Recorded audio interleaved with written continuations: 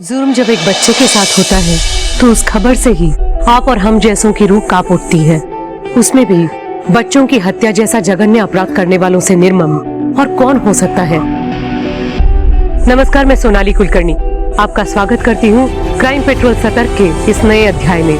क्या आपको पता है हर साल हमारे देश में कितने बच्चों की हत्या होती है? आज की कहानी भी ऐसे ही संवेदनशील अपराध को छूती है, पर इस कहानी के तथ्य इतने विचित्र और अविश्वसनीय हैं, जो आपने कभी न सुने होंगे न देखे होंगे।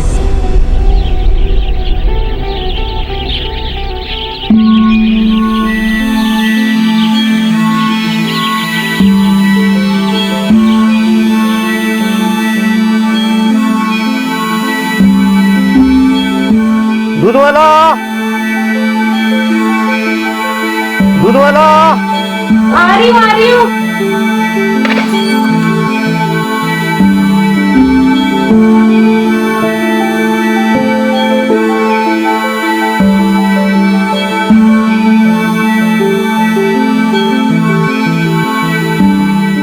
अंकल कल पक्का दे दूंगी। पक्का ना? हाँ जी पक्का। डेढ़ महीना हो गया पक्का। नहीं अंकल कल पक्का दे दूंगी।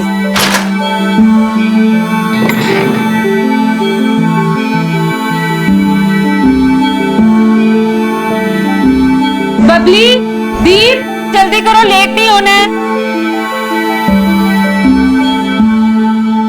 Good morning mummy. Good morning बच्चा। हैप्पी बर्थडे बच्चा। मेरी गुड़िया कितनी प्यारी लग रही है। तुम लोग ना 2 मिनट रुको, मैं केक और चॉकलेट्स लेके आती हूँ, ठीक है? चल 8 बजे आ जाइएगा, बबली का बर्थडे है। आज तो आपको आना ही पड़ेगा। हाँ मैडम, आना ही पड़ेगा। ओए, देख रहा कितनी परेशान है बेचारी। तुम लोगों सुबह सुबह अपनी हरकतों से बाज नहीं आते हैं? मैडम जी बड़ा मुश्किल होता होगा ना जी, एक अकेली औरत का पूरा घर चलाना, वो भी 2 बच्चों के साथ। पर नहीं, कुछ फिक्र ना करना, एक आवाज मार देना, ये पालेगा बच्चा। बनता ना जी, एक आवाज में पहुंच जाएगा आपके पास। हैं जी? रास्ता छड़ मेरा। वो छड़ देंगे रास्ता। मुझे तुम जैसों की मदद की जरूरत नहीं है। फिर किसकी जरूरत है? पुलिस को बुला लूंगी। ओ लो जी, आ गया मोहल्ले का रखवाला। सारा मजा किरकिरा हो गया। क्या कहा उसने? सुनाई नहीं दिया? जा रहा हूँ, चल भाई। आप आइए।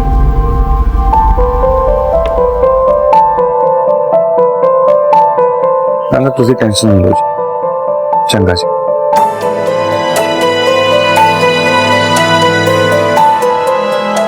मैं डॉक्टर के पास गई थी।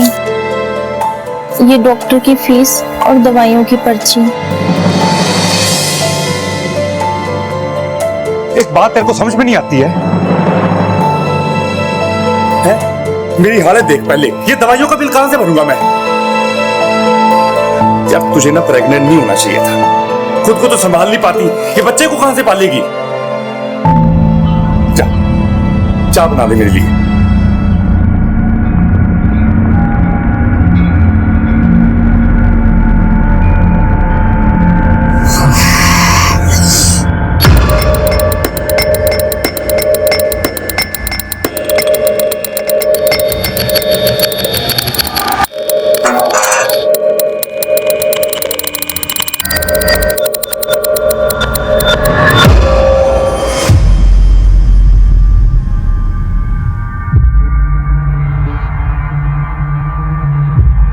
फिर देर से आया तो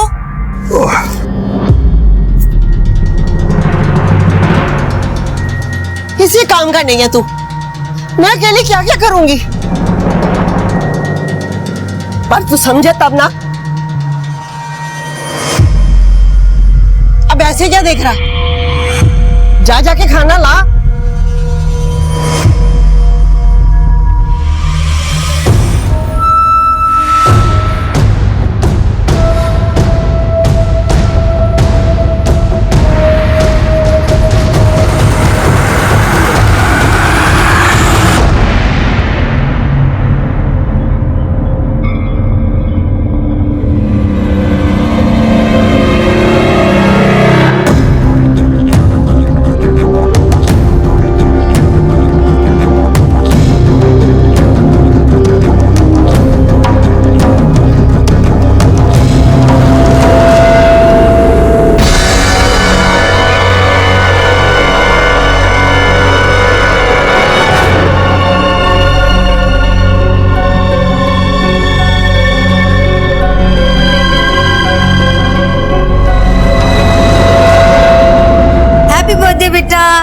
हैप्पी बर्थडे।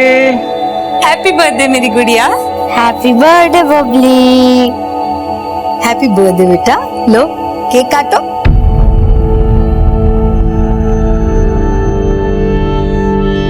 काटो, क्यों नहीं? आ जाएंगे वो, तू फिक्र ना कर।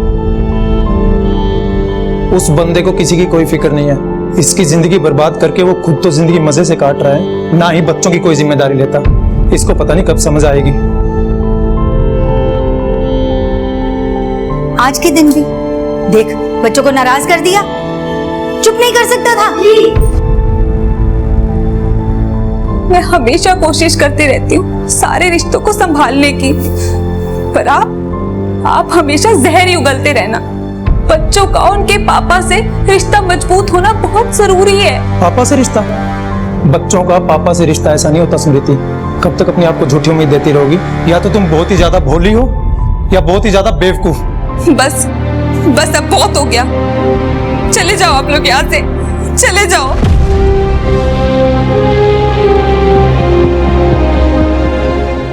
हैप्पी बर्थडे हो, हैप्पी बर्थडे हो, happy birthday my dear Babli, happy birthday to you.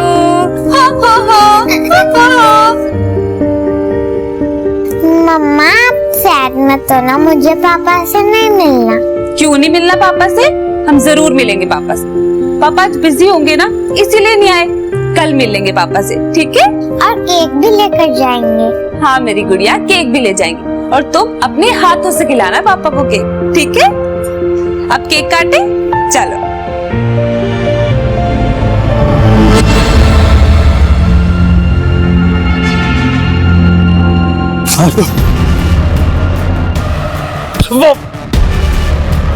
मैंने मेरे पैसे चाहिए यार। देख मेरे भाई, मेरी वाइफ प्रेग्नेंट है, बहुत खर्चा हो रहा है, इसलिए टाइम लग रहा है। आप चिंता मत करो, मैं आपके सारे पैसे लौटा तो दूंगा। मैं क्या करूं? तेरी बीवी पेट से है। मैं आपके सारे पैसे दे दूंगा। एक हफ्ते के अंदर पैसे चाहिए मुझको। जी।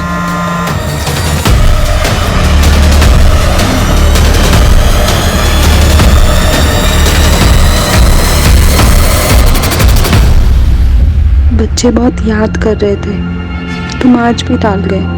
कल प्लीज बच्चों से मिलने आ जाना। मम्मी क्यों भेज रही हैं हमें पापा के पास? पापा को ना हमारी कोई केयर ही नहीं है। ऐसा नहीं कहते, पापा है वो हमारी केयर भी करते हैं और हमसे प्यार भी करते हैं। नहीं करते, करते हैं। नहीं करते हैं, करते हैं। नहीं करते।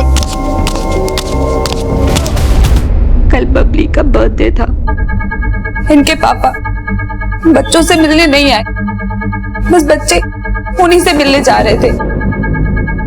क्या मतलब? आपके पति आपके साथ नहीं रहते? नहीं, हमारा डिवोर्स हो चुका है। मेरे बच्चे केक भूल गए थे उनके लिए लेके जाना, मैं बस उनको वही देने जा रही थी और अचानक से मैंने गोली की आवाज सुनी वहां। जब मैं भागी भागी अपने बच्चों के पास गई, बहुत खून बह रहा था मेरे बच्चों का, बहुत खून बहा सर। एक बात समझ में नहीं आ रही, इतने छोटे बच्चों पर बिना किसी पर्सनल ग्रजेस के, किसी रंजिश के कोई गोली कैसे चला सकता है? Strain sir. इतने मासूम बच्चों ने किसी का क्या बिगाड़ा था? आप कौन? मैं इन बच्चों की नानी। कोई क्यों मारेगा मेरे बच्चों को? तुम्हें पता है कौन और क्यों? नहीं, वो ऐसा नहीं कर सकता। एक मिनट, आप कौन? मैं इनका भाई। ये आपके भाई किसके बारे में बात कर रहे हैं? मेरे हस्बैंड। हस्बैंड नहीं, एक्स हस्बैंड। तू और तेरे बच्चे उसे एक आंख निभाते, मार दिया।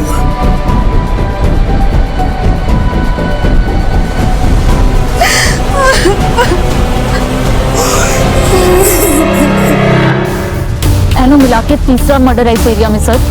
की लगता है इन मर्डर्स का कोई कॉमन पैटर्न है? लगता तो है सर। तो डिटेल लिखी है ना? नहीं सर, लिखी है। ठीक है, आसपास के लोगों से पूछो, अगर कोई इस बच्चे को पहचानता हो या कोई और इन्फॉर्मेशन मिल जाए। जी सर।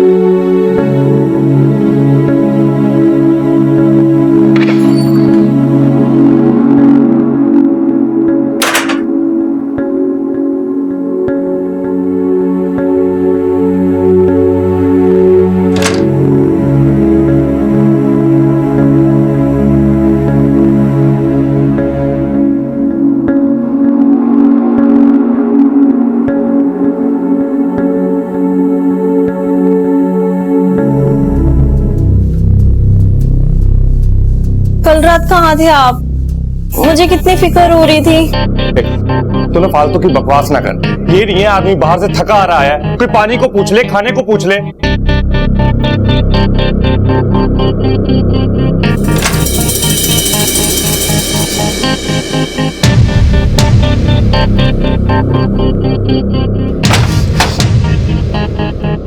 यहाँ एक डब्बा पड़ा था। कौन सा डब्बा? वो कुछ नहीं, तू एक काम कर, खाना लगा दे जल्दी जाके, मैं ढूंढ लूंगा।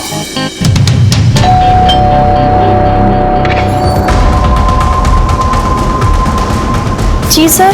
अपने पति को बुलाइए।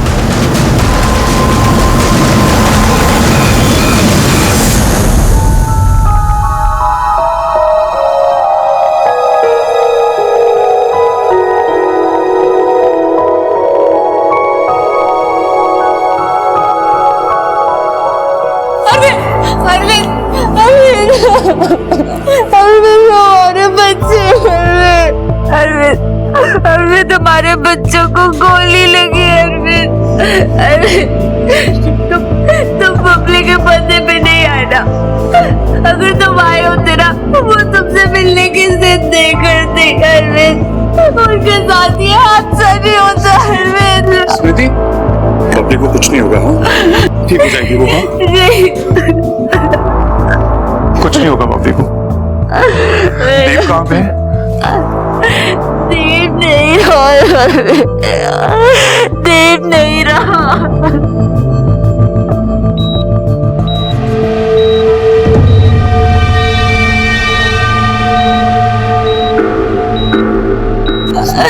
स्मृति होश में आओ। एक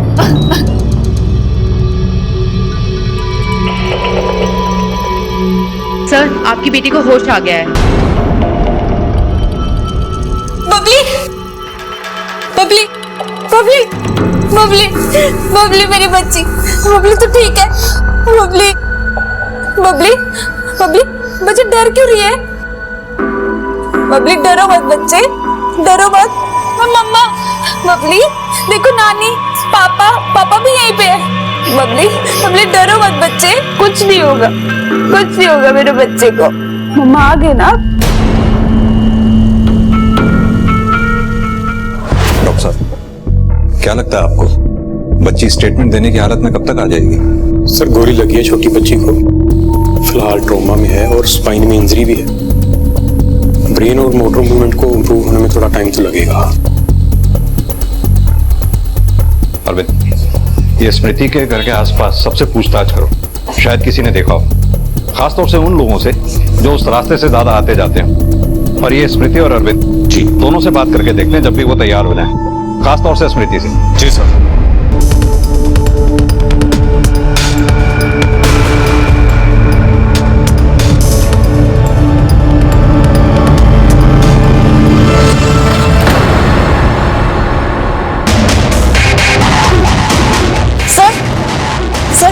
एक और बच्चे की मिसिंग रिपोर्ट आई है।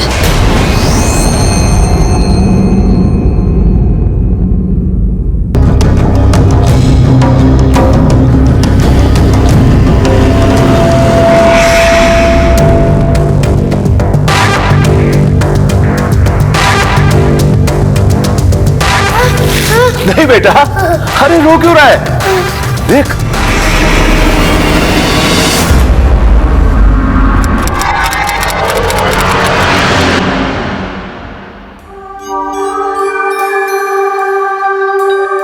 मैडम, बबली की कंडीशन आगे से बेहतर है। हमें उसको ट्रॉमा से बाहर निकालने के लिए साइकियाट्रिस्ट की ओपिनियन लेनी पड़ेगी। नहीं सर, उसकी क्या जरूरत है? सर मेरी बच्ची इतने बड़े हादसे से बाल बाल बची है। सर मैं नहीं चाहती कि मैं उस पर इतना जोर डालूं। जब वो थोड़ा ठीक हो जाएगी ना, मैं खुद करवा लूंगी ये सब कुछ। देखिए मैडम, ये प्रोसीजर है और पुलिस को भी स्टेटमेंट चाहिए, तो ये सब तो करना पड़ेगा।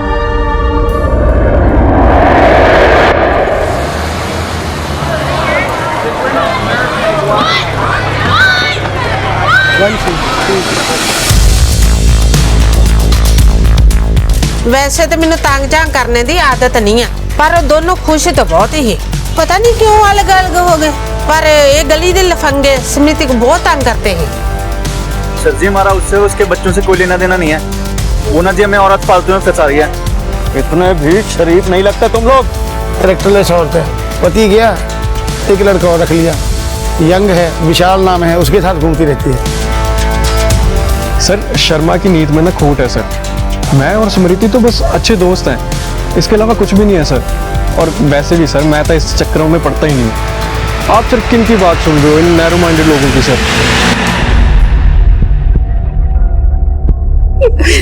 ये मेरी बच्ची की फोटो है, पिछले 3 दिनों से मिल नहीं रहा है।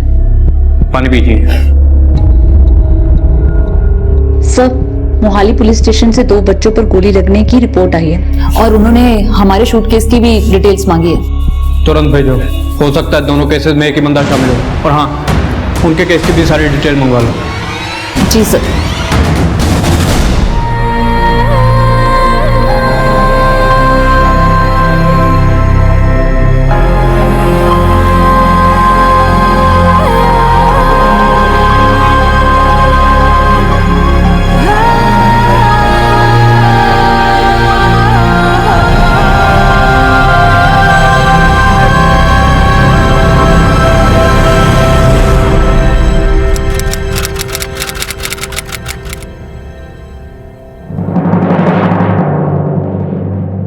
रुको, इत्थे आ। तेरा तमाशा ना मैं खूब देख रहा हूं। कहां जाती है आजकल तू? इतना गुस्सा क्यों कर रहे हो? मम्मी के पास गई थी, बताया तो था। मम्मी के पास गई थी और मुझे कब बताया तूने? एक गाल दस, मम्मी के पास जाना ही क्यों? उनसे रिश्ता तोड़ के तूने मेरे साथ ब्याह किया था ना, अब तो फिर उनके पास जा रही है। ऐसे रिश्ते टूटते थोड़ी ना है, घर है वो मेरा। वाह वे, वो तेरा घर है और ये किसका घर है? अब ना ये तेरा घर है, नक्शा देख ले इसका। सवेर से भूखा हूं, तेरे घर में कुछ बना है मेरे लिए या बाहर जाऊं मैं लेकर आती हूँ। पता नहीं अपनी माँ के साथ रिश्ता ठीक करने जा रही है या बाहर कोई नया रिश्ता बना रही है। तुझसे भी ना कुछ भी कहते रहते हो।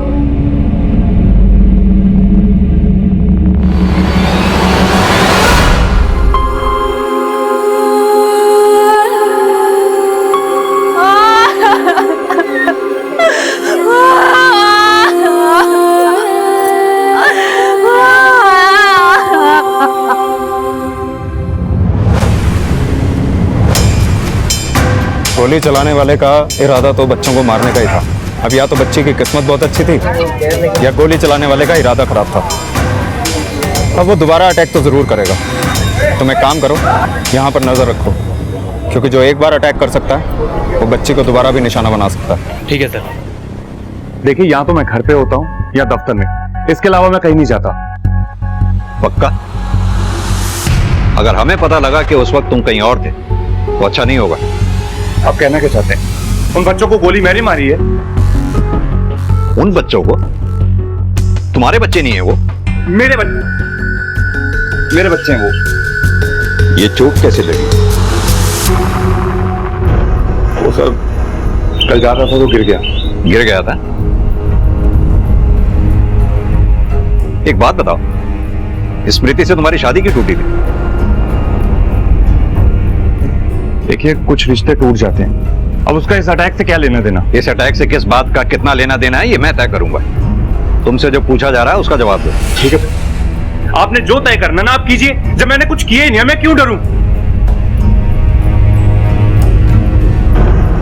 मानसी जी, हमें आपकी भी स्टेटमेंट चाहिए होगी। मानसी जी, अरविंद और स्मृति के रिश्ते के बारे में आप जो कुछ भी जानती हैं सच सच बताइए। मुझे तो बस इतना पता है कि बनती नहीं थी दोनों के बीच, इसीलिए अलग हुए हैं। और कुछ? और तो कुछ नहीं, बस ये कहते थे कि वो भरोसे के लायक नहीं है, पर क्यों ये कभी नहीं बताया। आपका अरविंद के साथ रिश्ता कैसा है? हम दोनों के बीच सब कुछ ठीक है। ठीक है। वर्मा, ये अरविंद हमसे जरूर कुछ छुपा रहा है। अब क्या छुपा रहा है ये पता करना होगा। ये मानसी बता रही थी कि अरविंद स्मृति पे भरोसा नहीं करता। हाँ सर, उनका पड़ोसी शर्मा भी स्मृति के करैक्टर के बारे में उल्टा सीधा बोल रहा था। ये स्मृति से पूछताछ करनी होगी। मानसी भी सहमी सहमी से लग रही थी। जी। पता नहीं क्यों ऐसा लग रहा है कि ये सब कुछ ना कुछ हमसे छुपा रहे हैं।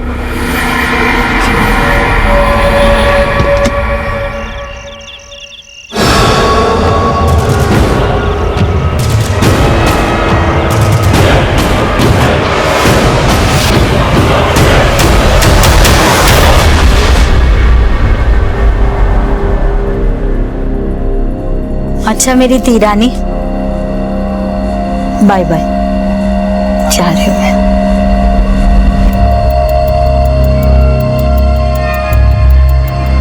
ना जाऊं? ठीक है, तू कह रही है तो नहीं जाती। क्यों? बहुत लाड़ आ रहा है आज। पहले तो कभी आया नहीं। कोई जरूरत नहीं है यहाँ रुकने की, मुझे किसी की जरूरत नहीं है। अच्छा, एक तो तूने हमारी मर्जी के खिलाफ जाकर उस निकम्मे आदमी से शादी की, और जब वो तुम लोगों को छोड़कर चला गया तो तुम आई थी हमारे पास रोते हुए, याद है ना? मैं इसलिए आई थी क्योंकि मुझे लगा था ये मेरा परिवार है, मुझे और मेरे हालातों को समझेगा। पर नहीं, आप लोग तो एक मौका नहीं छोड़ते मुझे ताने मारने का। तेरी हरकतें वैसी हैं, और ताने मारने के बाद कौन सा तूने गलतियां करनी बंद कर दी? मैं तो ऐसी ही रहूंगी। अब आप लोग सोच लो कि आप लोगों को मुझसे रिश्ता रखना है कि नहीं। तेरे जैसी एहसान फरामोश से रिश्ता रखने से अच्छा ना मैं ये मान लूंगा कि तुम मर गई मेरे लिए। चलो मम्मी। बस कर, ये क्या बकवास कर रहा है तू? और तुम दोनों के झगड़े में मैंने अपनी तीरानी को सजा नहीं देनी है। यही रहूंगी मैं कुछ देर।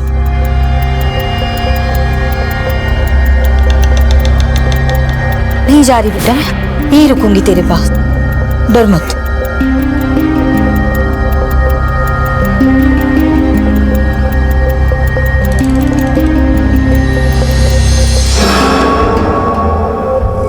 बबली बेटा, तुम्हें कुछ चाहिए? अच्छा, मैं 2 मिनट वॉशरूम होके आऊं? डर क्यों रही हो?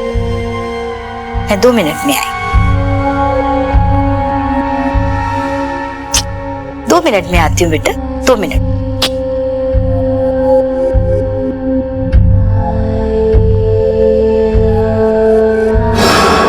डर रही हो मुझसे? मम्मा हूं ना मैं, मम्मा से क्यों डरना? आपको पता है, जैसे आप लोग गेम्स खेलते हो ना, वैसे ही बड़ों का दिमाग उनके साथ खेल खेलता है और कुछ ऐसा हो जाता है जो नहीं होना चाहिए। इसीलिए कभी भी किसी को भी कुछ भी ऐसा नहीं बताना जो नहीं बताना चाहिए। तो समझ रही है ना बबली? और वैसे भी अब मैं और तू ही है ना?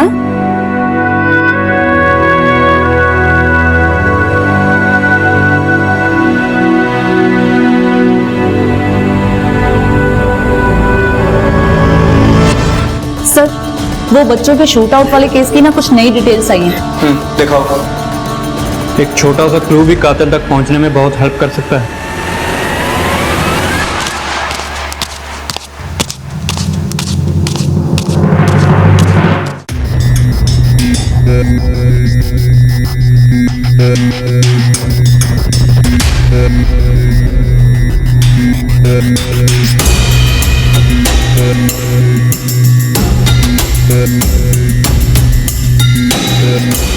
सर, इस जगह शूट आउट हुआ था।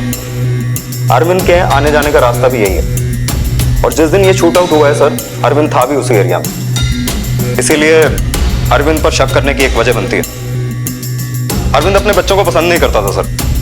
हो सकता है उनसे छुटकारा पाने के लिए उसने ये सब किया। एक और बात सर, अरविंद की दूसरी पत्नी मानसी, वो इस समय प्रेग्नेंट है। हो सकता है वो भी इसमें शामिल हो। और जब हमने आस पड़ोस से पता किया तो पता चला अरविंद अपने बच्चों को पैसे देने से भी मना कर देता था, और उसकी इस वजह से समृति से बहुत बार लड़ाई होती थी। सर, अरविंद के खिलाफ हमारे पास कोई सबूत तो नहीं है, लेकिन उस पर शक करने की हमारे पास बहुत खास वजहें हैं।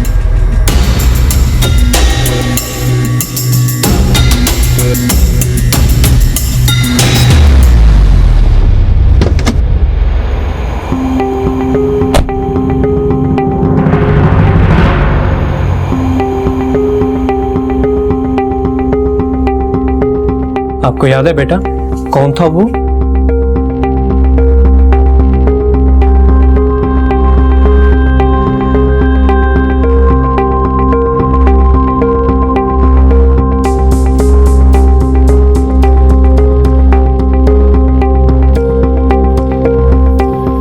सर बच्ची वैसे ही बहुत डरी हुई है। बबली बेटा तुम नानी के साथ अंदर रूम में जाओ। मम्मी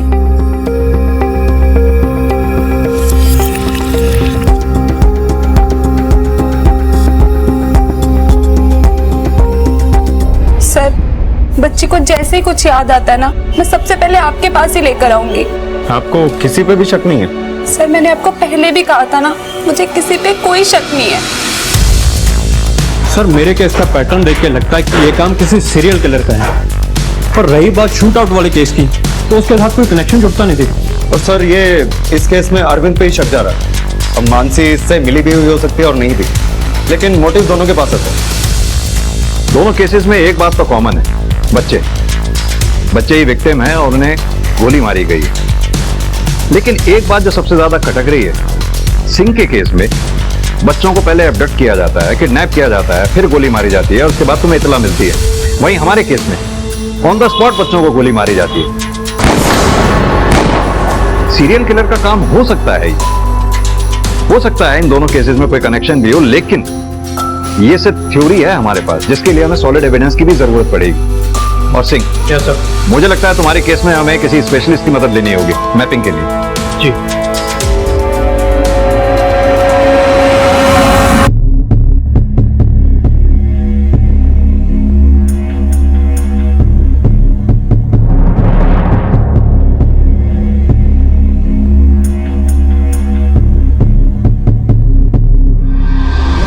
सर विक्टिम्स में सबसे कॉमन बात यह है कि इनकी सबकी माएं अपने पति से अलग हो चुकी थी और अपने बच्चों की परवरिश अकेले करती थी, और सारे विक्टिम्स इकलौते बच्चे थे। स्मृति तो सिंगल पेरेंट और उसके बच्चे भी दो।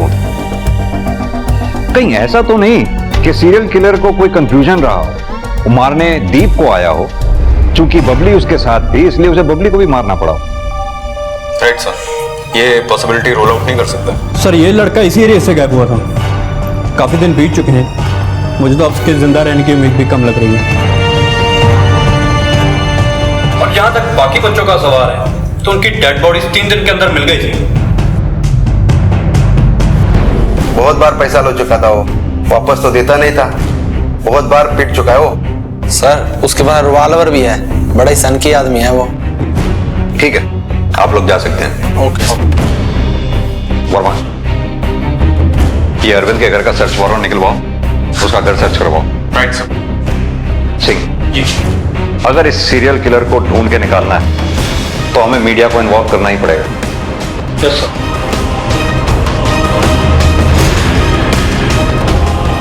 शहर में एक सीरियल किलर घूम रहा है जो बना रहा है बच्चों को अपना शिकार। मेरा आप सबसे अनुरोध है, अगर इस स्केच से मिलते जुलते किसी भी आदमी को आप शहर में देखें तो फौरन पुलिस को इन्फॉर्म करें। जिस तरह एक के बाद एक बच्चों की गुमशुदगी और हत्या के किस्से सामने आ रहे थे, पुलिस का शक यकीन में बदलने लगा कि बबली और दीप पर हुए हमले के पीछे उसी सीरियल किलर का हाथ है। पुलिस जल्द से जल्द उस सीरियल किलर को पकड़ना चाहती थी ताकि वो और किसी मासूम को नुकसान ना पहुंचा पाए। सीरियल किलर को पकड़ने के लिए पुलिस ने उसका स्केच वायरल करवाया और उसे पकड़ने के लिए भरसक प्रयास भी कर रही थी।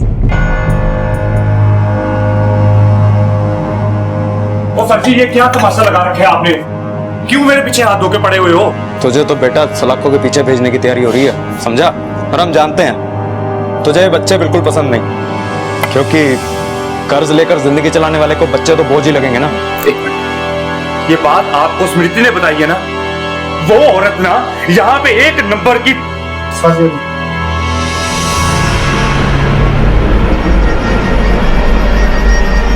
तो ये क्या है?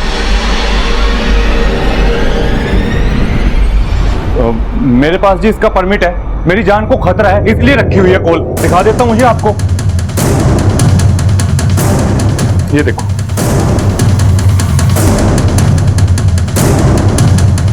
ये परमिट तुम्हें रिवॉल्वर रखने के लिए दिया, मर्डर करने के लिए नहीं।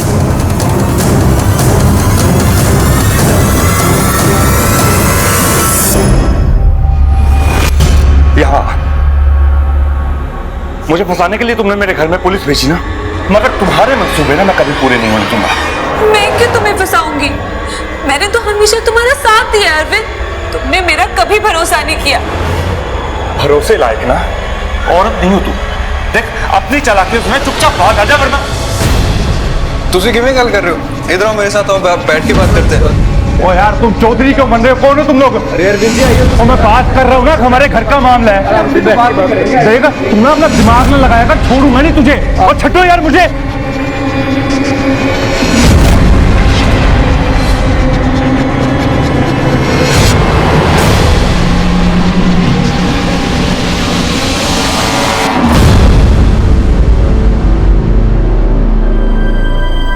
शहर में एक सीरियल किलर घूम रहा है जो बना रहा है बच्चों को अपना शिकार। अगर इस स्केच से मिलते जुलते किसी भी आदमी को आप शहर में देखें तो फौरन पुलिस को इन्फॉर्म करें।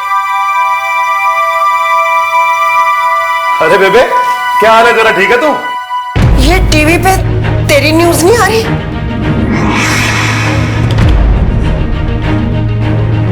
बोल, मुझे पता था, निकम्मा तो तू था ही, पर खूनी?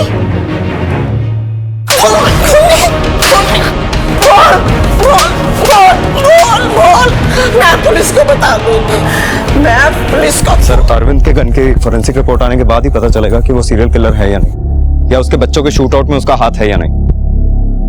सर एक औरत का फोन आया, उसे किसी ने गोली मार दी। वर्मा इसमें लोकेशन आ गई होगी, आओ मेरे साथ।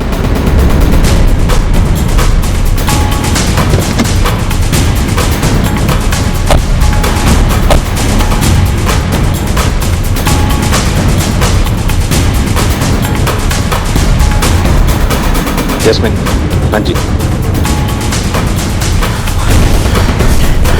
गोली मारी, बैठ। क्या कहना चाह रही हैं? इसके बेटे ने इसे गोली मारी? लग तो यही रहा है सर। इस आदमी की शक्ल इस स्केच से मैच नहीं करती? कर रही है सर। एक काम करो। जी सर। इसकी डिटेल्स निकलवाओ, उसका फोन भी ट्रेस करो। Right sir. सर किलर की लोकेशन मिल गई है। सर मैं गलत था, अभी भी चांस है बच्चे की जान बचाने का। तुम ठीक कह रहे हो सिंह, वक्त हमारे पास बहुत कम है। हमें तुरंत इस लोकेशन पर पहुंचकर इस बच्चे की जान बचानी होगी, इससे पहले कि वो सीरियल किलर किसी बच्चे को और शिकार बनाए। वर्मा लोकेशन को अपने फोन पे ट्रैक करो। Right sir. Come on. बहुत तकलीफ झेलनी पड़ी ना तुझे? आप फिक्र मत कर, बस यही लग रही है सर लोकेशन। सर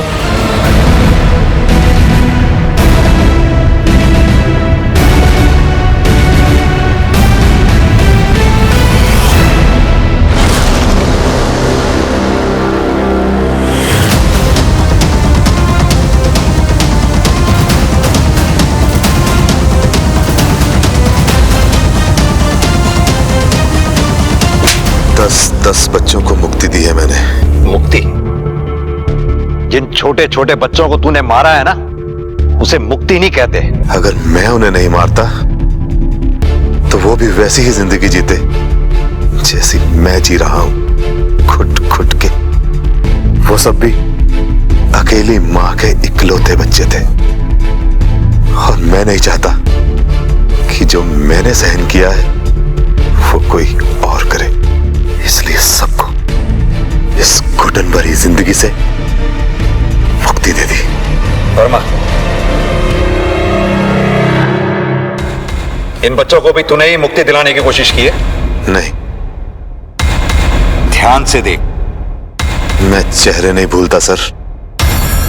सर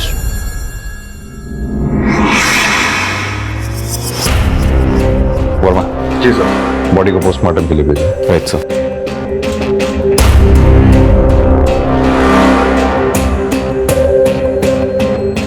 आप लोग कहाँ थे जब ये हादसा हुआ? मैं नहाकर बाहर निकली, मैंने उसे अपने घर पे देखा। मुझे लगा मम्मी ने दरवाजा खोला होगा। मुझे लगता है मेरे घर की चाबी अभी भी अरविंद के पास है। यार आप लोगों को तकलीफ क्या है? मुझे परेशान करने में मजा आने लगे क्या आप लोगों को? अभी तो परेशानी का मजा लिया नहीं तूने, थाने चल कर लेना। सर अरविंद को बहुत तोड़ा सर, मगर फिर भी मान नहीं रहा। कहता है उसने नहीं मारा। अब सर हमारे पास उसके खिलाफ कोई खास सबूत भी नहीं है, ना ही उसके पास स्पेयर कीज मिली है और ना ही उसकी गन क्राइम वेपन है। पता नहीं सर ये केस सॉल्व क्यों नहीं हो रहा है। कुछ कर भी नहीं सकते, जाने दो। मैम प्लीज मुझे सर से 2 मिनट बात करनी है। सर आप नहीं मिल सकते मैम, प्लीज आने दो इन्हें। सर आप ऐसे कैसे किसी खूनी को छोड़ सकते हैं सर? उसने मेरे दोनों बच्चों की जान ली है सर। स्मृति जी आराम से, थोड़ा शांति बना के रखिए। स्मृति जी आप बात को समझने की कोशिश कीजिए। हम अपनी तरफ से पूरी कोशिश कर रहे हैं, लेकिन बिना किसी सबूत के अरविंद को हम ऐसे लॉकअप में नहीं रख सकते। हमारे भी हाथ बंधे हुए। ऐसे कैसे हो सकता है सर आपने ठीक से देखा नहीं होगा। सर प्लीज एक बार फिर से देख लीजिए, आपको कोई ना कोई सबूत जरूर मिलेगा उसके खिलाफ। सर प्लीज एक बार देख लीजिए सर। देखिए समृद्धि जी, जैसा कि सर ने कहा हमारे हाथ बंधे हुए हैं। हम कोशिश कर रहे हैं पर हमारे पास कोई ठोस सबूत जैसे कि मर्डर वेपन ही नहीं है, तो हम उसके खिलाफ कैसे कार्रवाई कर सकते हैं? आप इत्मीनान रखिए, जैसे कोई ठोस सबूत हाथ लगेगा उसे हमसे कोई बचा नहीं पाएगा। आप अभी जा सकती हैं।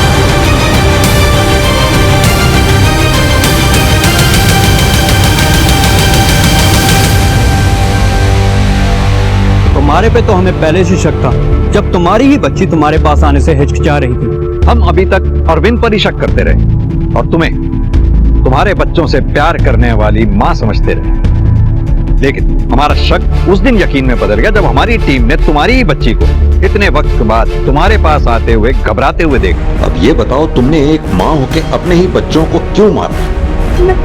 मैं प्यार करती थी अपने बच्चों से, उनके साथ मुझे कोई अपना ही नहीं रहा था। वो इंसान जिससे मैंने अपनी फैमिली के खिलाफ जाके शादी की, उसने भी मुझे मेरे बच्चों की वजह से छोड़ दिया। सब धीरे धीरे मेरे बच्चों की वजह से मुझसे दूर होते जा रहे थे और किसी को उनकी जिम्मेदारी भी नहीं लेनी थी। मुझे कुछ समझ ही नहीं आ रहा था, मैं अकेले क्यों उनकी जिम्मेदारी सहती। मैं सारी जिंदगी अकेले नहीं बिताना चाहती थी सर। आपको नहीं लगता कि ये उनके लिए ठीक था? पर मेरे लिए भी मैं उनकी जिम्मेदारी से भाग नहीं रही थी। जो उनकी जिम्मेदारी से भागा उसने तो दूसरी शादी कर ली, वो तो अपनी जिंदगी अच्छे से बिता रहा था ना, और मैं अकेली रह गई हमेशा की तरह। रोज रोज के ताने, हमेशा औरत को ही क्यों ये सब कुछ सहना पड़ता है सर? मैंने सारी जिंदगी उनकी जिम्मेदारी ली है और वो हमेशा जिम्मेदारियों से भागता रहा। इसीलिए मैंने सोचा उसे उसकी गलती की सजा मिलनी चाहिए। यानी कि तुम्हें पूरी तरह से यकीन था इस बात का कि इस कांड का पूरा शक और प्राइम सस्पेक्ट अरविंद होगा। बहुत सोच समझकर चाल चली भी थी तुमने, लेकिन सब बेकार। तुम्हारे खिलाफ शुरू से ही काफी चीजें जा रही थी, लेकिन हमारे पास कोई प्रूफ नहीं था। तभी हमने उस दिन मर्डर वेपन की बात की, क्योंकि हम जानते थे कि तुम अरविंद को दोषी साबित करने के लिए किसी भी हद तक जा सकती हो। अपने अकेलेपन से बचने के लिए अपने बच्चों को ही मार डाला तुमने। अब भी तो जिंदगी अकेले ही बितानी पड़ेगी। शायद आगे चल के तुम्हें तुम्हारे बच्चों के साथ अपनाने वाला कोई मिल भी जाता, अगर तुम सही रास्ता अख्तियार करती। ना बच्चे मरते, ना अब जिंदगी भर सलाखों के पीछे सजा काटनी पड़ती। अगर सही रास्ता चुना होता, गलत रास्ता चुनने की बजाय।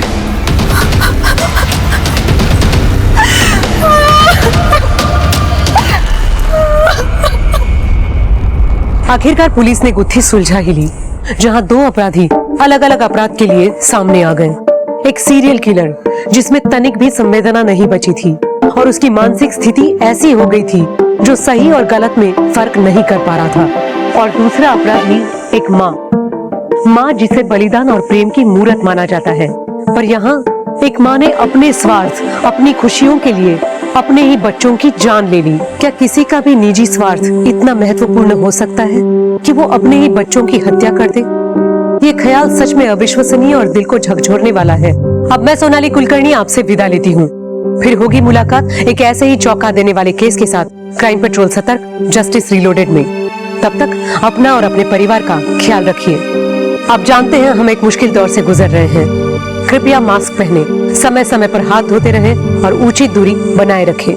देखते रहिए क्राइम पेट्रोल सतर्क।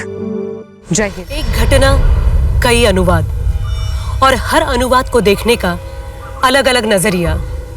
ऐसे में ये समझ पाना मुश्किल हो जाता है कि कौन सच बोल रहा है और कौन मनगढ़ंत कहानी गढ़ रहा है। इसी वजह से कई बार सही को गलत और गलत को सही साबित करना बहुत आसान हो जाता है।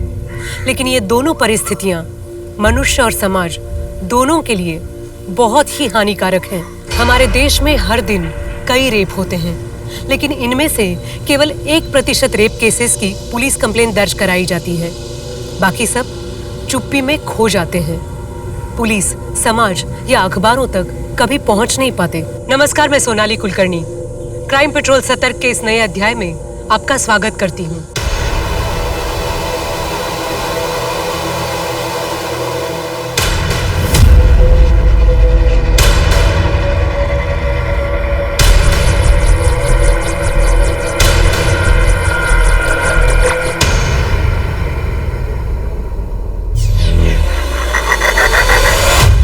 ये सब क्या है मैम?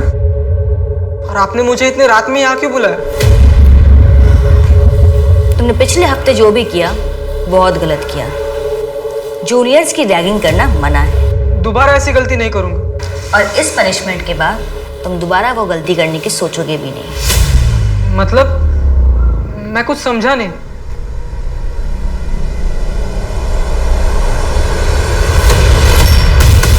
मैम क्या कर रही है वो?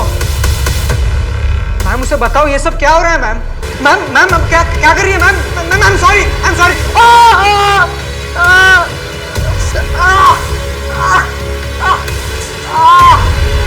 जल्दी करो। मैम खोलो मैम। मैम ये सब क्या हो रहा है मैम? सर मेरा रेप करने की कोशिश की गई है। सर, मेरा एक स्टूडेंट है मुकेश, उसने अभी रात को इस बच्ची गुंजन को मेरे ट्यूशन में बुलाया और उसके साथ ये सब करने की कोशिश की।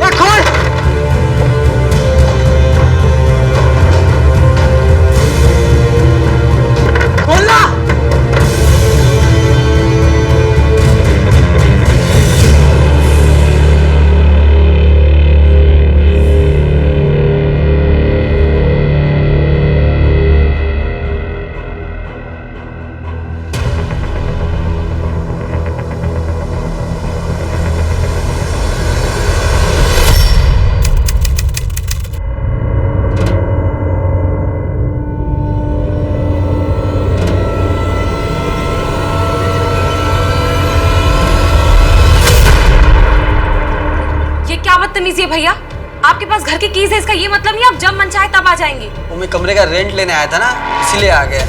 आपको नॉक करना चाहिए ना। यार मैं सोच रही हूँ कि घर का लॉक चेंज कर लूँ। ये मेरी बात मान, वो घर ही चेंज कर। नहीं यार, इस एरिया में इतना सस्ता रूम और कहाँ मिलेगा? मुझे तेरा वहाँ रहना ही अजीब लगता। डोंट वरी, तुम टेंशन मत लो, मैं अपना पूरा ख्याल रखूंगी पक्का। चलो मैं इस रास्ते से जाऊंगी। हाँ मैं भी निकलता हूँ। बाय। ठीक है।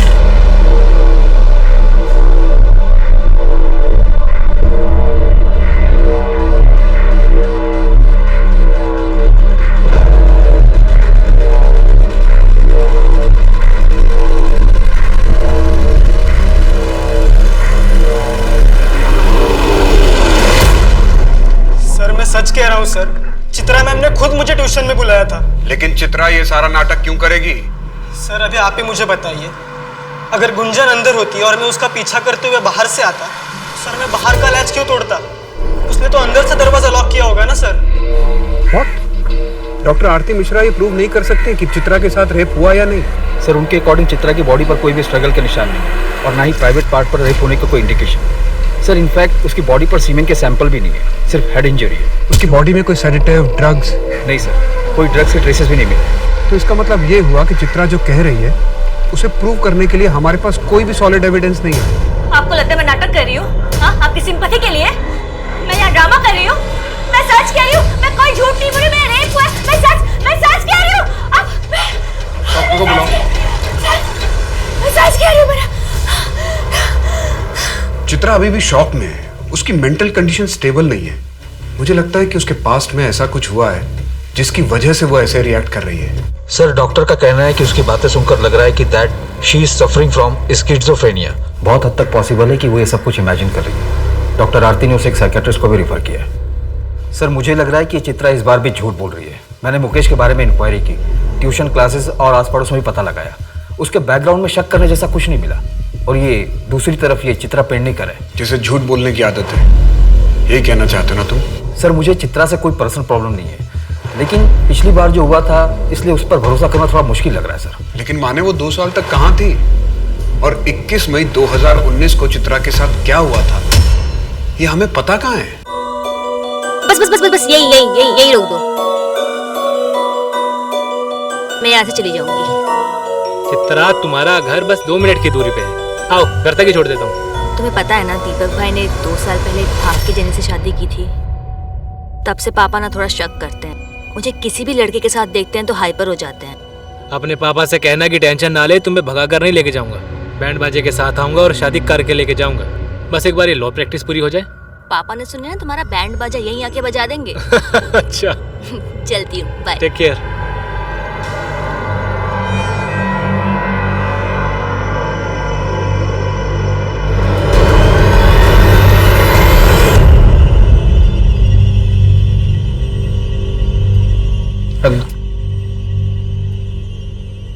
आज डिनर पे चलें क्या? आज बहुत काम है।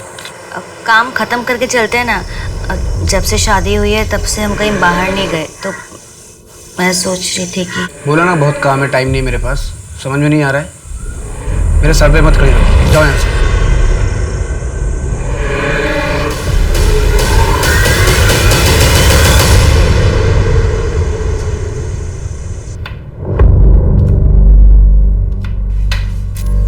बुरा मत मानना बेटा, वो नितिन परेशान होगा ना, इसीलिए तुम्हें डांट दिया। वो क्या है ना, इतनी गर्मी में उसे बाइक से आना जाना पड़ता है, ऐसे में दिमाग तो गर्म होगा ही ना। मैं क्या सोच रही थी कि तुम अपने पापा को बोलकर एक कार खरीद लो। कार? लेकिन माँ जी शादी के समय तो दहेज की कोई बात नहीं हुई थी। हाँ तो बेटा ये दहेज कहाँ है? ये तो तुम्हारे पापा की तरफ से तुम्हारे लिए गिफ्ट होगा ना, और कार तो तुम्हारे ही नाम पर होगी।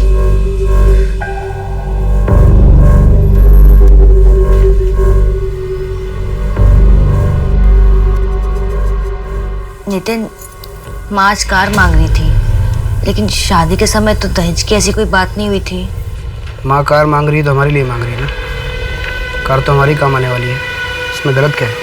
लेकिन मैं पापा से कैसे मांगू? नहीं, मैं पापा से कार नहीं मांग सकती। और माँ ने आज कार मांगा है, कल कुछ और मांगेगी, ऐसे तो माँ का लालच बढ़ता जाएगा। क्या बोले? माँ की लालच बढ़ती जाएगी? हाँ?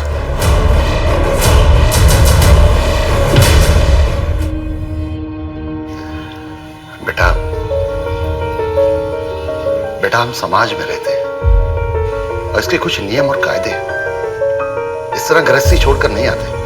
पापा वो नितिन मुझे और उसकी माँ वो भी मुझ पर हाथ उठाती है। छोटी सी गलती होती है और सिर्फ मार पड़ती है। थोड़ा बर्दाश्त कर लो, एक बार बच्चा हो गया तो सब ठीक हो जाएगा। नहीं अंकल, ये बात गलत है। एक बार हाथ उठ गया तो हमेशा उठता ही रहेगा। मैं एक लॉयर को जानता हूँ, उन्हें मैं असिस्ट करता हूँ। चित्रा, तुम कल मेरे साथ उनके पास चलना। देखो जो करना है वो करो, लेकिन एक बात याद रखना चित्रा, एक गलत कदम और जिंदगी भर पछताना पड़ेगा।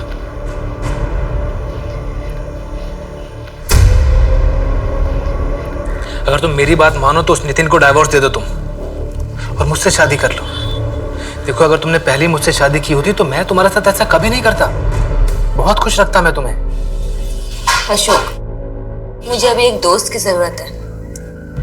दोबारा शादी के बारे में मैं सोच भी नहीं सकती। ठीक है चित्रा, तुम थोड़ा और टाइम ले लो, लेकिन याद रखना मैं हमेशा तुम्हारे साथ हूं। तुम्हें बस स्ट्रांग बने रहना है चित्रा। देखो चित्रा, मैं सजेस्ट करूंगा कि तुम डिवोर्स फाइल कर दो। मैरिटल रेप और डाउरी दोनों के चार्जेस में अच्छी एलिमनी मिल जाएगी। मुझे कुछ केस फाइल नहीं करना, मैं बस इतना जानना चाहती हूँ कि मेरे पास ऑप्शन क्या है। चित्रा, अगर तुम एक्शन नहीं लोगी तो क्या करोगी? मैं उस घर में वापस नहीं जाना चाहती, तो क्या ऐसा हो सकता है कि वो मुझे लीगली परेशान करे? तुम शादी के 1 साल के अंदर घर वापस आ गई तो इट इज क्वाइट पॉसिबल कि वो तुम पर कोई फ्रॉड का केस कर दे। इसलिए मैं तुम्हें सजेस्ट करूंगा कि पहले तुम केस फाइल करो। मैं तुम्हारे लिए ये केस फ्री में लड़ने को तैयार हूँ। आफ्टर ऑल अशोक तुम्हारा फ्रेंड है, सो डोंट वरी। सर, आपसे इनकी जॉब के बारे में बात की थी ना, अगर आप कहीं रेफर कर दें तो। एक मेरे फ्रेंड है संजय, नया सवेरा नाम से एनजीओ चलाते हैं। शुरू में सैलरी थोड़ी कम होगी, पर शुरू तो करो। मैं तुम्हें एड्रेस भेज दूंगा।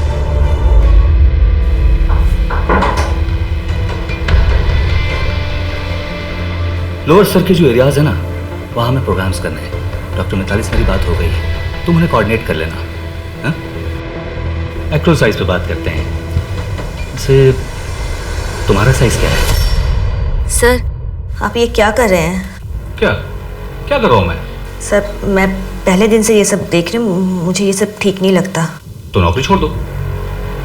हाँ, सामान पैक करो, जाओ। तो और क्या करती? कितनी बार तुम्हें मैंने बताया, तुमने कहा इग्नोर करो, उनके कैबिन में मत जाओ। ऐसे कैसे काम करती मैं? जैसे सब करते हैं चित्रा। प्यून को छोड़ के कौन जाता संजय के कैबिन में, बताओ? अशोक, मैं वैसे ही बहुत परेशान हूँ और तुम हो कि मुझे सुनाए जा रहे हो। अब जल्दी से आ जाओ मुझे पिक करने। चित्रा, तुम मुझे इतना ग्रांटेड क्यों लेती हो? मेरी बात तो तुम मानती नहीं हो, लेकिन तुम्हें कोई मुसीबत हो, तुम्हें जरूरत हो, मैं तुरंत हाजिर हो जाऊं। ऐसा नहीं होता है यार। अशोक, कैब बुक करनी पड़ेगी अभी।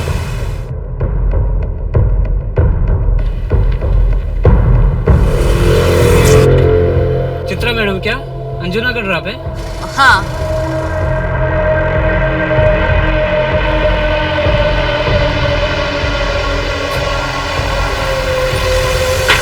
OTP है 2175।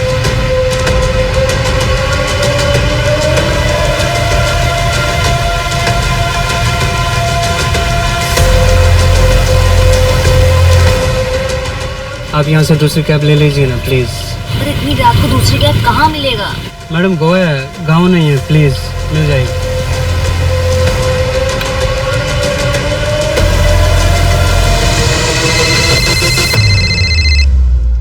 हेलो, घर पहुंच गई चित्रा?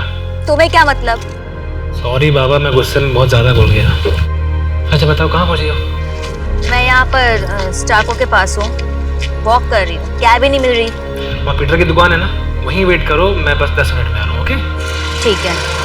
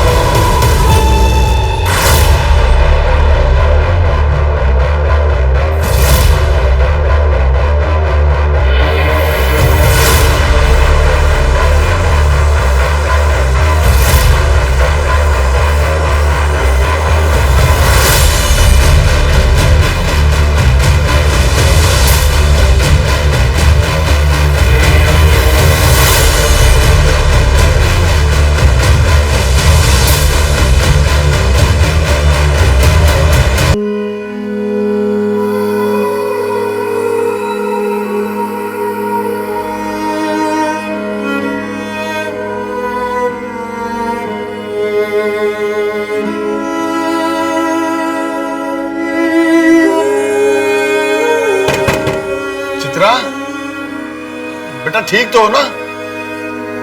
मैंने अशोक को बुला लिया है, डॉक्टर के पास चले? चित्रा, बेटा मैं बाहर इंतजार कर रहा हूं।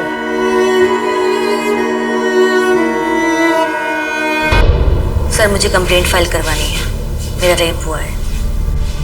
कब हुआ? 21 मई को। लेकिन आज तो 25 मई है, अब 4 दिन बाद आ रही है। सर मेरी हालत ठीक नहीं थी, इसलिए नहीं आ पाई। 4 दिन बाद आज हिम्मत करके आई हो। तो आपके घर से कोई आ जाता, ऐसे 4 दिन बाद आई हो, अब मेडिकल एविडेंस कैसे मिलेंगे? किसने किया रेप? सर मुझे नहीं पता। क्या इस बार आप मेरी बात मानेंगे या पिछली बार की तरह इस बार भी नकार देंगे?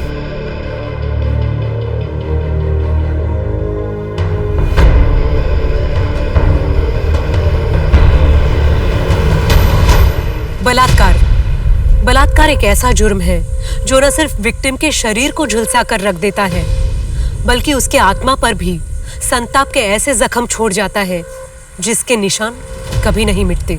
क्या चित्रा के साथ भी यही हुआ था, या फिर ये सब सिर्फ एक नाटक ही था? और गुंजन, उसकी कहानी क्या थी? क्या वो सचमुच चित्रा के रचाए नाटक में केवल एक पात्र निभा रही थी? क्या रोहित और प्रिया का इस कहानी से कोई संबंध था? आखिर इस केस का सच क्या था?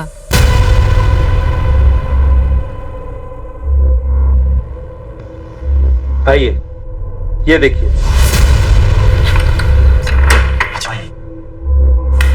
आइए,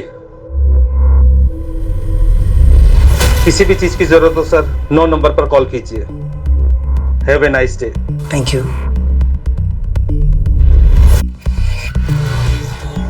रोहित, हाँ? यहाँ पर ऐसे लॉज में हम ठीक तो कर रहे हैं ना?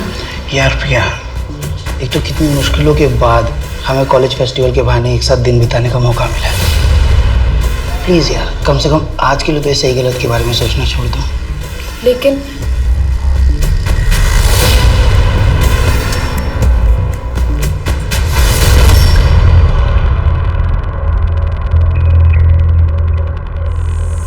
तुम्हें पुलिस के पास जाना चाहिए था। और क्या कहेगी?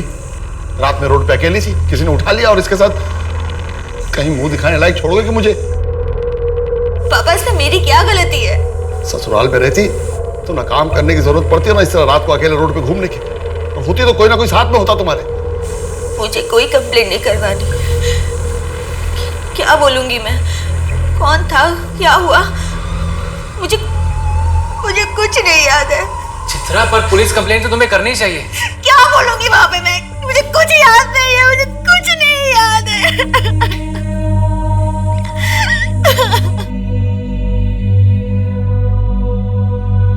सर मुझे बस चर्च की बेल सुनाई दे रही थी और मुझे कुछ नहीं याद। आपको किसी के ऊपर शक है? आपका कोई दुश्मन जो ये कर सकता है?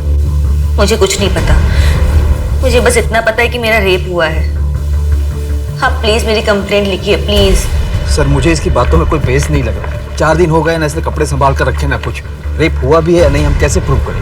सर मुझे तो इस केस में कुछ गड़बड़ लग रहा है। विशाखा गाइडलाइन के मुताबिक हमें केस फाइल करना पड़ेगा। करते हैं, इन्वेस्टिगेशन शुरू करते हैं। अगर क्राइम हुआ है तो एविडेंस मिलेगा, और नहीं हुआ तो उसका एविडेंस भी मिल जाएगा।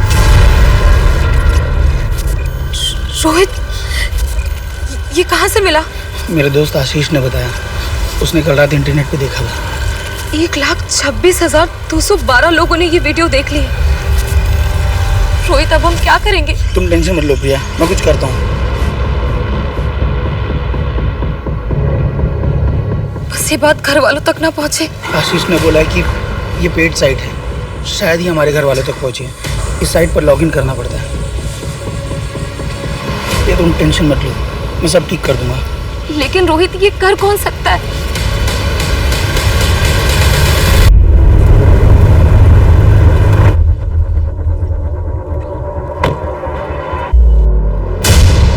सर हम यहाँ क्यों आए हैं? इस जगह को ध्यान से देखिए और याद करने की कोशिश कीजिए, शायद आपको कुछ याद आ जाए।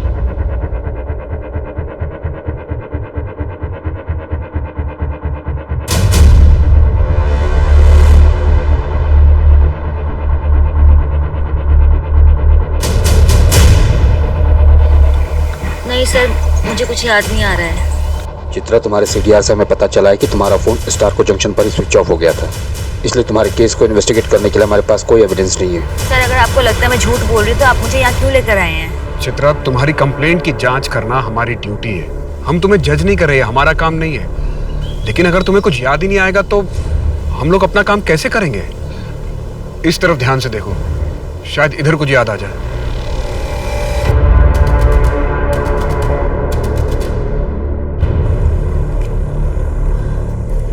सर सर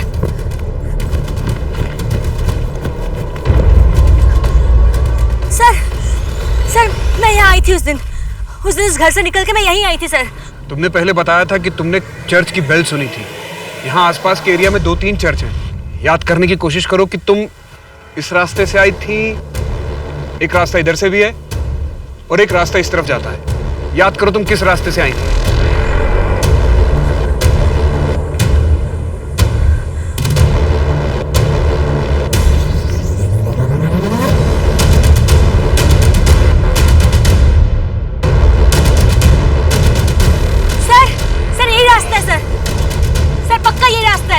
आओ देखते हैं।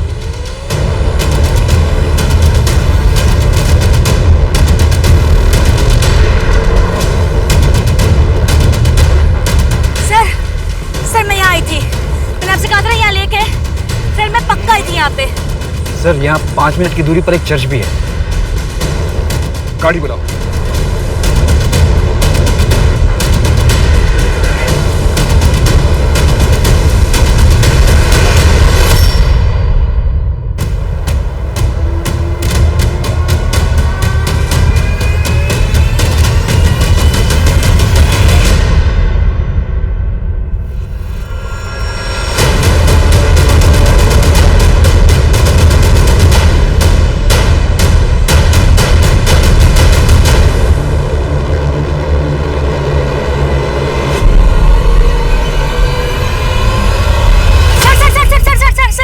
गाड़ी रोको।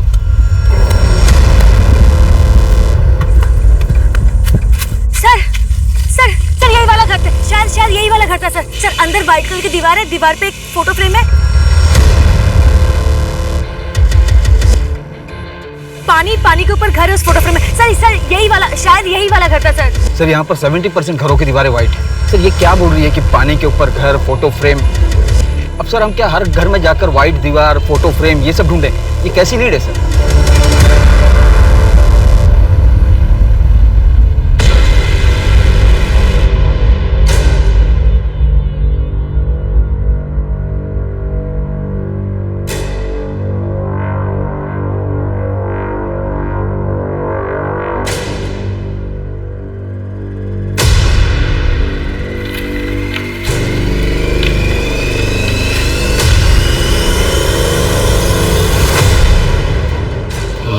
तुम्हारी सारी सच्चाई जानता हूँ कि कैसे तुम लोगों को प्राइवेट मोमेंट्स को चिपक कर रिकॉर्ड करते हो और फिर बाहर मार्केट में बेचकर उनसे पैसे बनाते हो। मैं जैसा कहता हूँ अगर वैसा नहीं किया तो तुम्हारी इस लॉज पर ताला लगते 1 मिनट नहीं लगेगा।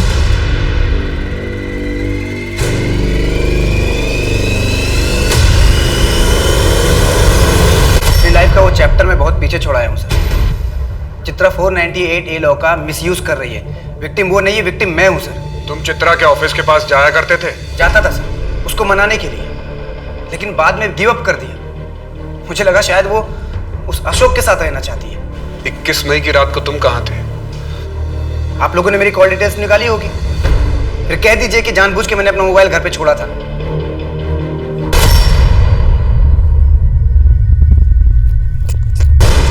चित्रा प्लीज मुझे माफ कर दो, प्लीज घर वापस आ जाओ चित्रा, प्लीज। मेरा पीछे करना छोड़ दो, मैं घर वापस नहीं आऊंगा। अशोक के साथ रहना है तुमको?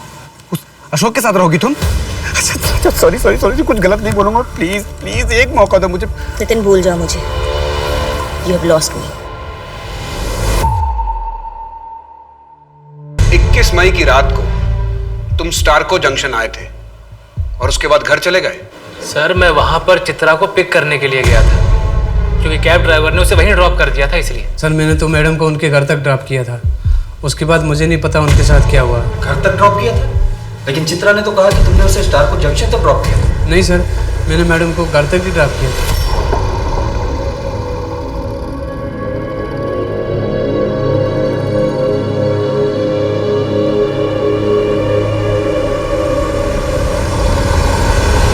चित्रा के बॉस ने उसके साथ बदतमीजी की थी।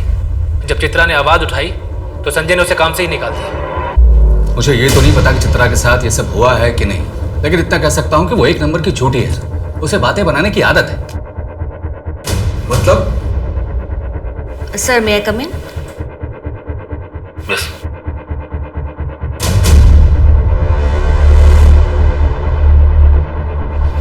सर वो आपके साइंस चाहिए सर, यहाँ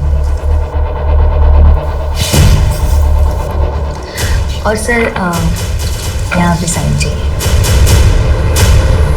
सर क्या कर रही हो तुम? सर वो मेरे करीब आने की कोशिश करती थी और उस दिन तो उसने हद कर दिया सर। वो कहने लगे कि वो मुझे पसंद करती है। तंग आकर मैंने उसे काम से निकाल दिया। चित्रा का किडनैप आपके ऑफिस से 20 मिनट की दूरी पर हुआ। जब चित्रा का मोबाइल ऑफ हुआ तब आप स्टारको जंक्शन पर थे। आपके कॉल डिटेल और लोकेशन डिटेल्स हैं हमारे पास। मैं था स्टारको जंक्शन के पास। इसका यह मतलब है कि मैंने उसे कुछ कर दिया है? मेरा घर है उस तरफ, मैं काम खत्म करके घर जा रहा था।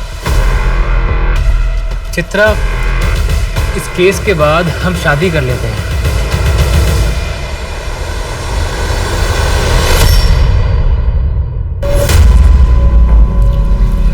देखो चित्रा, तुम्हें स्ट्रांग होना पड़ेगा।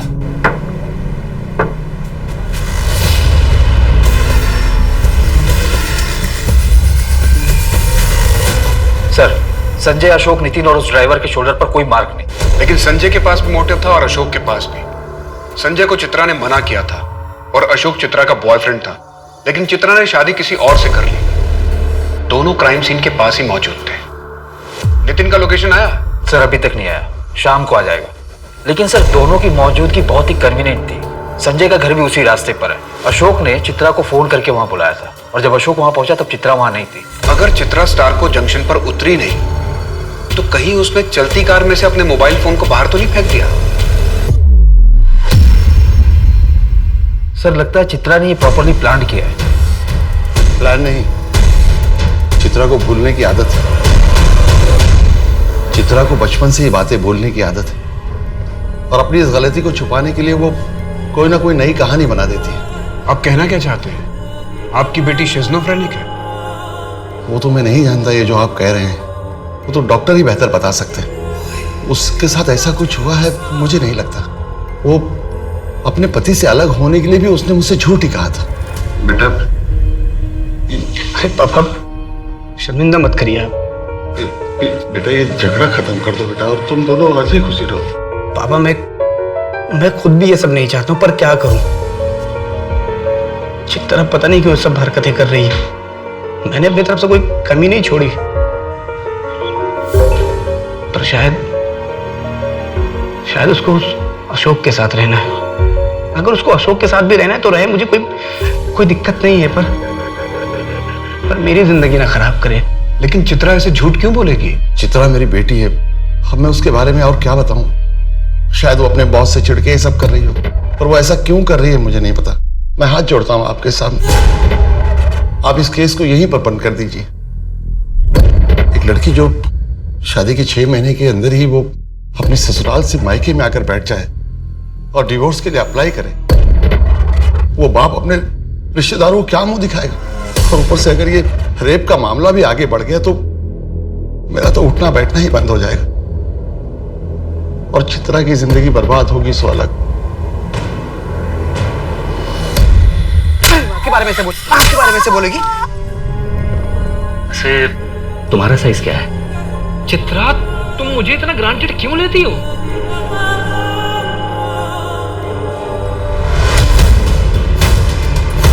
मैं चित्रा मैम की बहुत रिस्पेक्ट करती हूँ, लेकिन मैं अब उनके इस झूठ में और साथ नहीं दे सकती।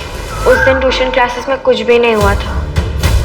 मुकेश ने मेरे साथ कुछ भी ऐसा वैसा नहीं किया। मैम के कहने पर मैंने वो सब कुछ किया। और पुलिस स्टेशन में झूठी कंप्लेंट फाइल करवा दी।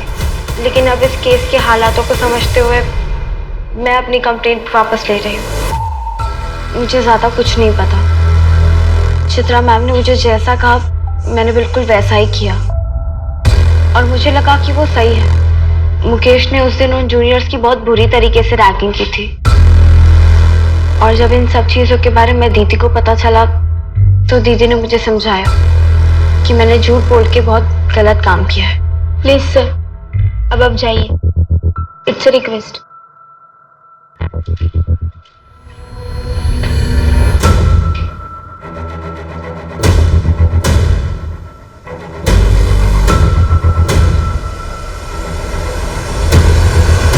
सर आई नो कि आप अपनी ड्यूटी कर रहे थे, पर थैंक यू कि आपने सच का साथ दिया, वरना मेरा पूरा फ्यूचर खराब हो जाता सर।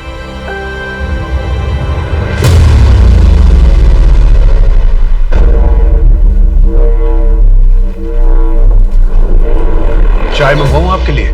नहीं सर, मैं लैक्टोज इंटॉलरेंट हूँ और वैसे भी मैं यहाँ चाय पीने नहीं आई हूँ। आपने मुझे यहाँ क्यों बुलाया है? गुंजन का स्टेटमेंट तो आपने सुन ही लिया। मैं आपको सिर्फ ये बताना चाहता हूँ कि हम आप पर कोई केस नहीं कर रहे।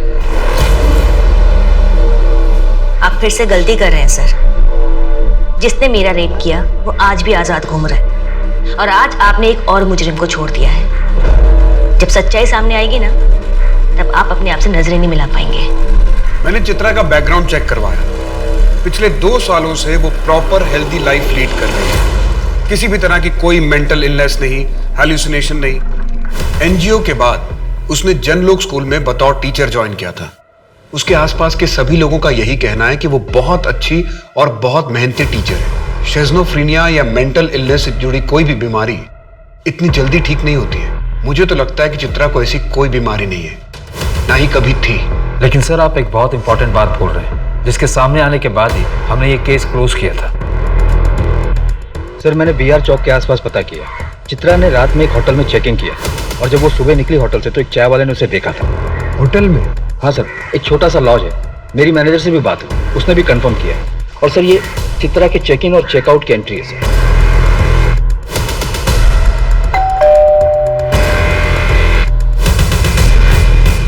मैडम आपका ऑर्डर। लेकिन चित्रा ने ऐसा किया क्यों?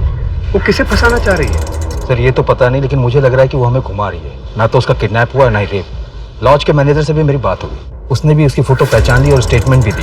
सर चित्रा ने उस रात जो कुछ भी ऑर्डर किया था उसकी रिसिप्ट भी सबमिट की है। अगर वो झूठ नहीं बोल रही तो ऐसा भी हो सकता है कि उसके साथ इतने सालों में शादी में जो कुछ हुआ, उसका पेन, उसका ट्रॉमा जो उसने अब तक अपने अंदर दबा के रखा हुआ था, वो इस तरह से सामने आ रहा है। सर इसके भी काफी चांसेस है। वो मैरिटल रेप की विक्टिम थी। हो सकता है कि उसने इन सब बातों को जोड़कर अपने रेप की एक मनगढ़ंत कहानी बना ली।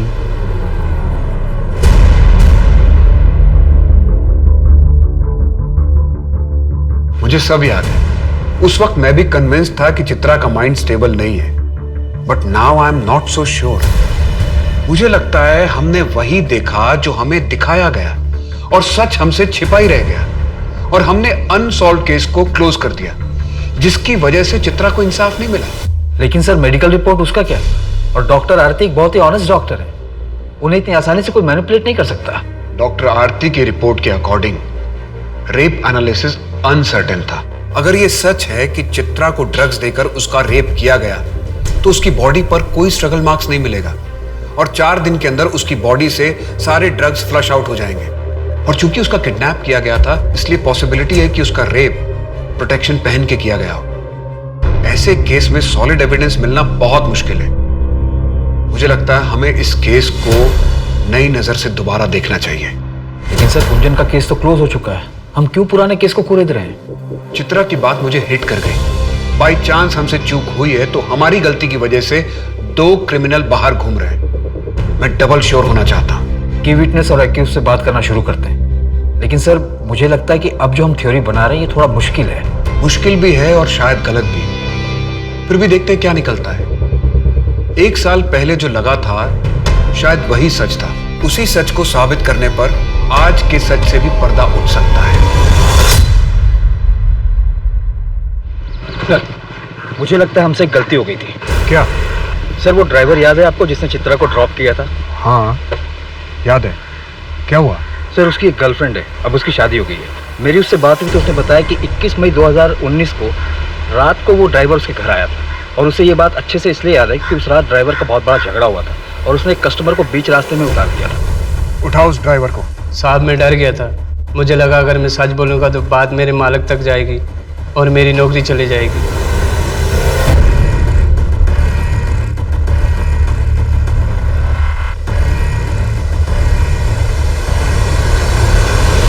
दो साल पहले तुमने पुलिस में स्टेटमेंट दिया था।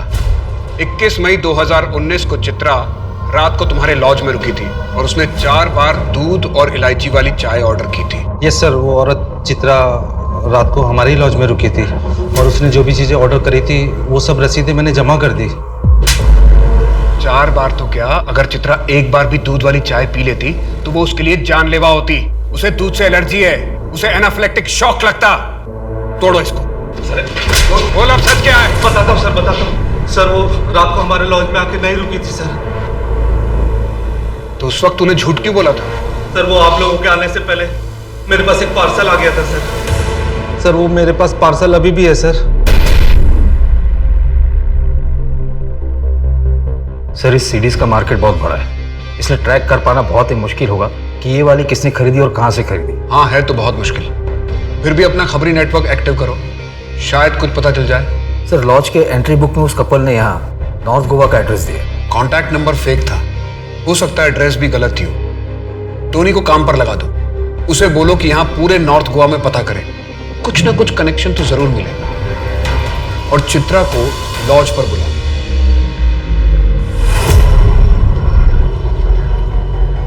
सर आपने मुझे यहाँ क्यों बुलाया है? आइए मेरे साथ।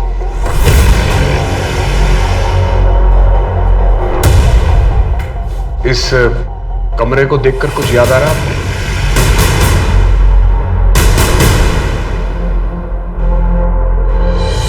नहीं सर, क्यों? आइए।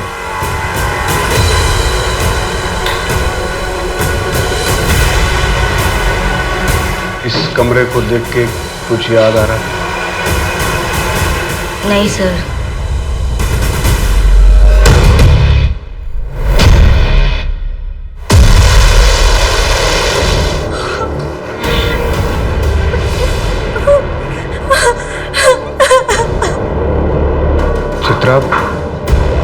चित्रा क्या यही कमरा है?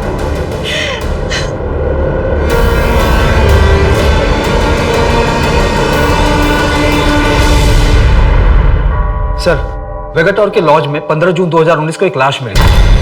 लाश? किसकी? सर मैं उस लॉज रूम और चित्रा के लॉज रूम के बाहर लगे सीसीटीवी फुटेज को चेक किया है। सर वहां से रेगुलर 670 कारों की रूट है, मैं उनकी डेटा भी चेक कर रहा हूँ। उस रूट के पास जो टोल नाका है उसकी सीसीटीवी फुटेज चेक करवाओ और सभी कार ओनर्स और उनके ड्राइवर्स को बुलाओ और उनके बैक शोल्डर पे वो मार्क चेक करो जैसा चित्रा ने बताया है। ये कोइंसिडेंस नहीं हो सकता कि हमें प्रिया की लाश चित्रा के रेप के 25 दिन बाद दूसरे लॉज से मिलती है। गुंजन, गाँव वापस चली जाओ, कुछ दिन मम्मी पापा के पास रह लो।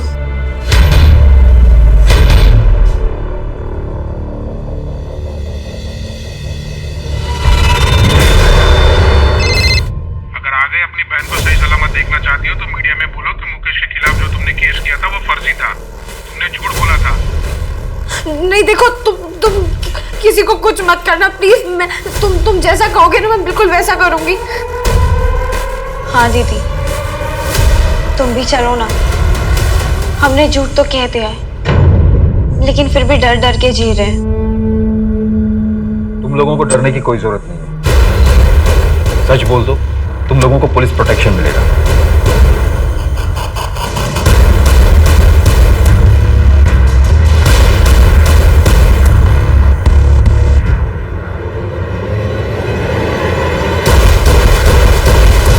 सर अब तक हम 660 लोगों को आइडेंटिफाई करवा चुके हैं, कहीं हम गलत रास्ते पर तो नहीं है?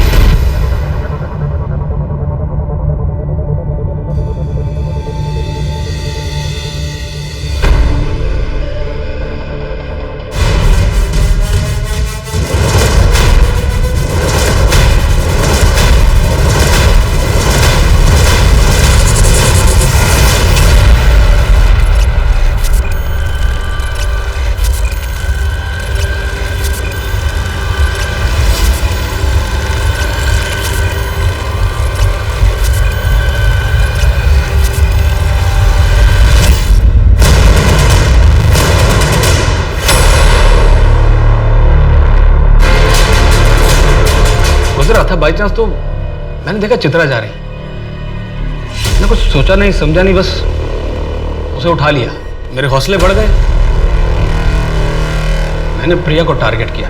उस रात जब मैं चित्रा के साथ ये सब कर रहा था तो मैंने देखा कि प्रिया अपने बॉयफ्रेंड के साथ उसी होटल में आई हुई थी। तो मैंने उनका एक वीडियो रिकॉर्डिंग कर लिया और ऑनलाइन डाल दिया ताकि प्रिया को ट्रैप कर सकूं। पर सर, रेप के बाद प्रिया आउट ऑफ कंट्रोल हो गई।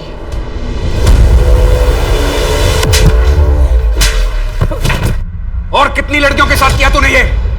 2 सालों में 13 और लड़कियां। चित्रा जी, हमें माफ कर दीजिए। आपने मेरी गुंजन को बचाया और हमारी वजह से आपको लोग झूठा कहने लगे। Ma'am, I am really sorry. भूल जाओ ये सब।